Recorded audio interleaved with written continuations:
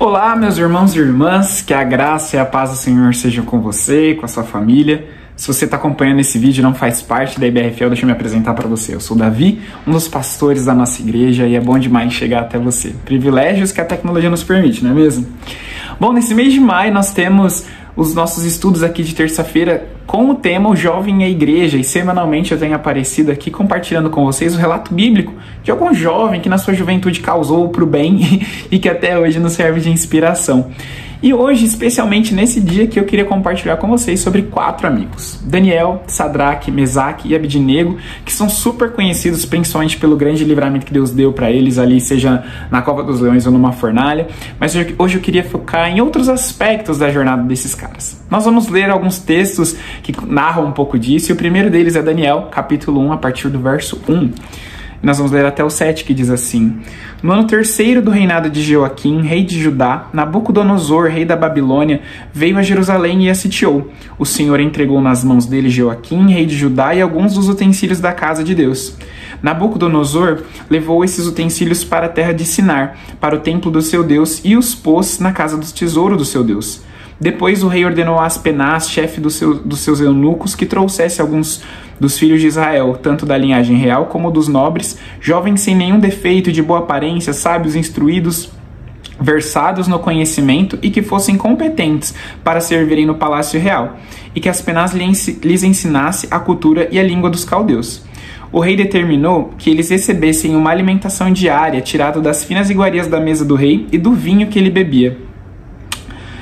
Os jovens deveriam ser educados ao longo de 3 anos e ao final desse período passariam a servir o rei.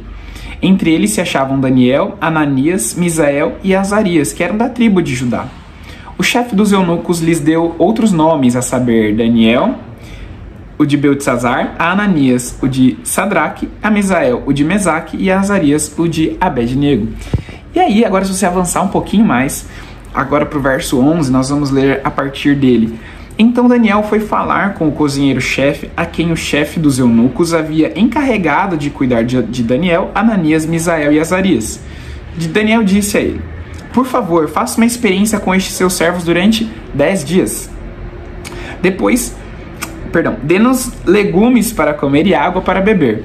Depois compare a nossa aparência com a dos jovens que comem das finas iguarias do rei, e dependendo do que enxergar, o Senhor decidirá o que fazer com estes seus servos. O cozinheiro-chefe concordou e fez a experiência durante 10 dias. No final dos 10 dias, a aparência dos 4 jovens era melhor e eles estavam mais robustos do que os outros jovens que comiam das finas iguarias do rei. Com isso, o cozinheiro-chefe tirou deles as finas iguarias e o vinho que deviam beber e lhes dava legumes.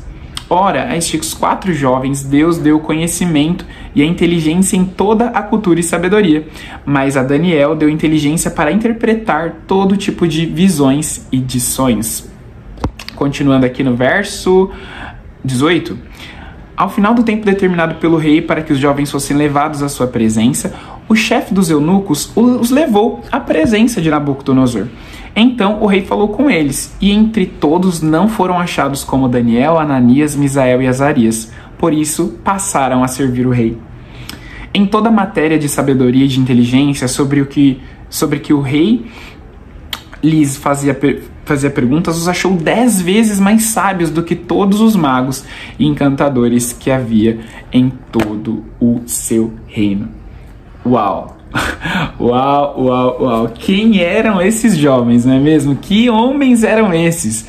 Que ali, passados por essa situação de exílio, estavam ali encontrados servindo ao rei. Embora a Bíblia não traga ali muitos detalhes, né, das suas famílias, das suas origens ali, de como que era a sua vivência, traz um bom currículo, né, de quem esses caras eram, de quem esses 4 homens eram. Para a época eles simbolizavam a nata da sociedade, não por serem ricos, até porque eles estavam ali naquele momento numa condição de exilados, mas pelas suas competências, sabedoria, cuidado com o corpo, que dominassem ali várias áreas do conhecimento. E como nós lemos já no final deste primeiro relato ali, eles foram considerados aptos para servir o rei, porque eles estavam cheios de sabedoria e de inteligência como nenhuma outra pessoa naquela época, naquele reino, também possuía. Muito interessante. E o que eu aprendo logo de cara com esses rapazes é que nós precisamos fazer a diferença através da excelência naquilo que nós fazemos. Nós precisamos ter em nós uma busca pelo melhor. E eu não digo isso para despertar em você uma ganância desenfreada, uma soberba ou até algo que prejudique aí seu cérebro, a sua saúde mental, suas emoções, te fazendo refém de uma performance impecável a qualquer custo. Muito pelo contrário. E olha, eu já entrei por esse caminho e eu quero te dizer que não é nada saudável, nem para você, nem para convívio com você. Vai por mim. Mas não há erro algum em nos aplicarmos, em estudarmos, em aprendermos coisas novas, em buscarmos nos desenvolver na escola, na profissão que nós temos, na nossa fé. E eu vejo muitas vezes pessoas com uma postura tão desleixada, levando seus estudos de qualquer jeito, seus compromissos e responsabilidades de uma forma tão inconsequente, ou até mesmo as suas carreiras profissionais como puramente um contrato de trabalho.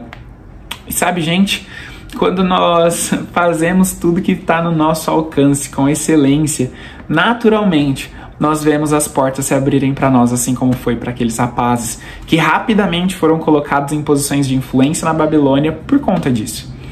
Isso era um testemunho diante dos homens da diferença que havia entre quem servia a Deus e quem não conhecia o Deus de Israel. Sabe, se você é um funcionário que só dá problema no seu trabalho, por exemplo, dificilmente alguém vai querer se espelhar em você. E se souber que você ainda tem uma fé em Deus, aí que piora. Nossa, ser crente que nem fulano, meu Deus, Deus me livre. Mas quando nós fazemos o nosso melhor, cumprimos os combinados, os prazos, nós os aplicamos no colégio ou na faculdade, nós honramos ao Senhor e nós abrimos uma porta para testemunharmos de quem então o nosso Deus é. Se você tem alguma dificuldade para isso, né? Se tem aquela matéria da escola que, nossa, é muito complicado para você absorver, para você entender, ou tem uma missão no trabalho que é muito complexa, está sendo bem desafiadora para você executar, peça ajuda ao Senhor. Lembre-se que Ele te fez sábio, sábio. Ele pode te auxiliar nessa empreitada. Eu não quero com isso ter aqui um discurso de coach, né, aquela coisa assim e tal, mas eu quero te incentivar, na verdade, a honrar o Senhor através da forma como você se posiciona e da excelência que você coloca naquilo que você faz, seja servindo em casa, seja no seu trabalho, no seu local de estudo, nas pequenas e nas grandes coisas, porque isso se torna um estilo de vida. Tem uma frase muito famosa de Bill Hybels que diz que a excelência honra a Deus e inspira pessoas.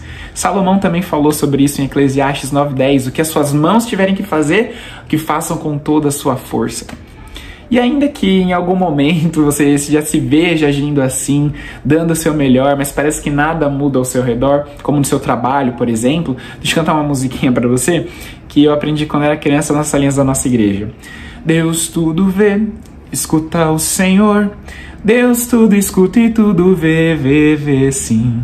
Nada passa batido, despercebido aos olhos do Senhor. E assim como Ele abriu as portas para aqueles rapazes, Ele pode fazer na sua vida também. Então, não faça isso por uma necessidade de reconhecimento, mas por um entendimento de que você está semeando enquanto você honra o Senhor. Inclusive, o seu próprio desenvolvimento, o seu crescimento já é por si só uma grande recompensa. Crescer é bom, gente. Então, se ver aprendendo, fazendo coisas novas e de uma forma cada vez melhor é muito gratificante. Então, siga firme nesse propósito. Mas a história desses 4 amigos não acaba por aí. A Bíblia segue contando que no capítulo 2 de Daniel, que o rei Nabucodonosor teve um sonho. E os magos, os astrólogos, os encantadores da época deveriam interpretar sem saber o que era esse tal sonho. E eles tentaram armar ali um esquema para descobrir, e quando o rei soube, mandou matar todos eles, e apesar de não estarem envolvidos nessa parada, Daniel, Sadraque, Mesaque e Abednego também seriam mortos, porque eles faziam parte daquela equipe de alguma forma. Mas Daniel, quando soube dessa tour, do que estava acontecendo, ele foi falar com Arioque, que era o comandante da guarda do rei, e pediu um prazo então para ele interpretar o sonho do rei. E aí, olha só o que aconteceu no verso 17 do capítulo 2 de Daniel. Então Daniel foi para casa e explicou a situação a Ananias, Misael e Azarias, seus companheiros, para que pedissem misericórdia ao Deus do céu sobre este mistério, a fim de que Daniel e seus companheiros não fossem mortos com o resto dos sábios da Babilônia. Então o mistério foi revelado a Daniel numa visão de noite, e Daniel bendisse o Deus do céu. Olha só que incrível que aconteceu, e eu queria aqui entrar num aspecto muito importante para quem é jovem, mas também serve para todo mundo. Como é que está aí o seu círculo de amizades? Nós vemos aqui que Daniel, diante daquele perrengue que podia botar sua vida em risco dos seus amigos, ele foi até os seus amigos para que orassem por ele, para que ele tivesse de Deus uma resposta, e assim aconteceu.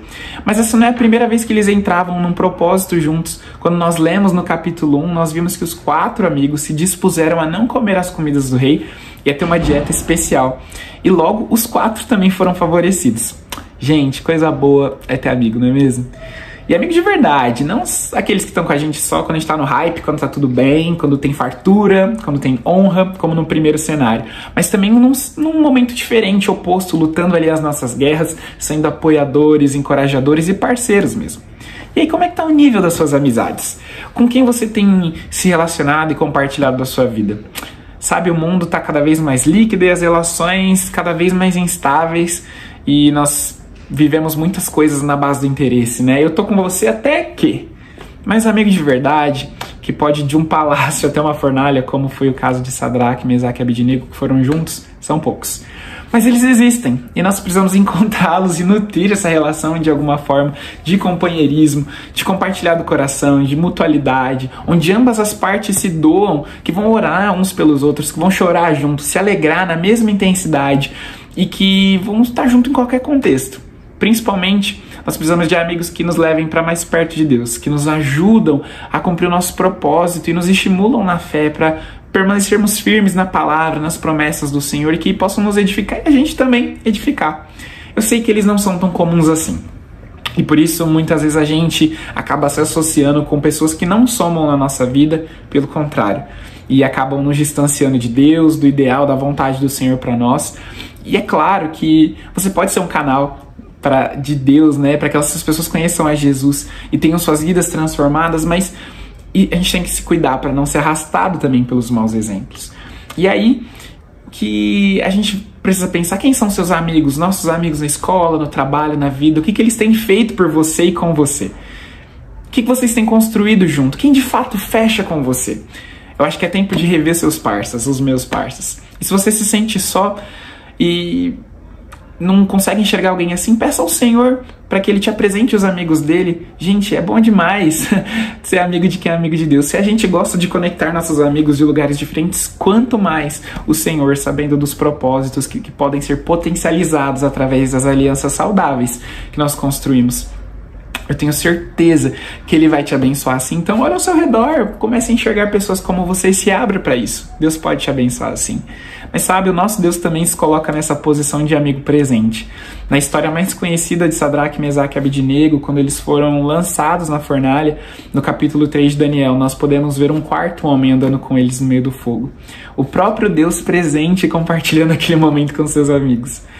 Ah, gente, o nosso Deus é um Deus de perto. Ele quer se relacionar comigo e com você. Ele deseja se aproximar à medida que nós também nos aproximamos dele. E como diz a canção que nós cantamos há tantos anos, não existe nada melhor do que ser amigo de Deus. E a minha oração é que com essa rápida mensagem aqui, o Senhor te abençoe, jovem, criança, adulto, idoso, seja quem for, com bons amigos e principalmente com a amizade dele, do próprio Deus, caminhando com você todo dia, e que você seja inspirada hoje aqui a servir com excelência em tudo que você faz, honrando ao Senhor e sendo um testemunho para quem está ao seu redor. Até o próximo e último vídeo dessa série, e não deixe de compartilhar também esse conteúdo aqui com quem precisa ouvir essa palavra. Que Deus te abençoe e até mais.